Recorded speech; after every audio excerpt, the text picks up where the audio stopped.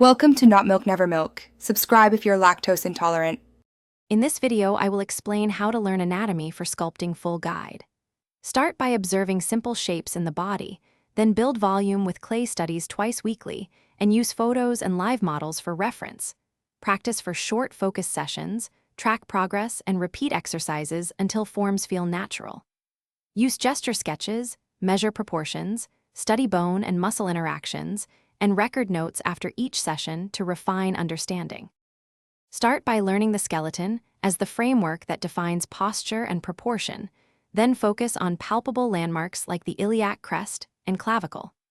Build simple armatures that respect these bony points, and practice placing muscles relative to the underlying bone shape. Repeat quick studies of hands and feet, and compare exaggerated poses versus neutral ones to see how the skeleton drives surface form. If you are finding this helpful, please like and subscribe. It really supports the channel and keeps new tutorials coming. Quick recommendation. I love these leak-proof containers because messy studios and lunch do not mix. They make meal prep easy and save cleanup time.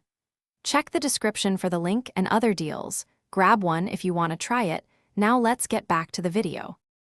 Think of muscles as layered volumes that wrap and twist around the skeleton. Observe where they bulge, flatten, or stretch across joints. Sculpt small studies concentrating on one muscle group each week, and compare relaxed versus contracted states with photos or a live model.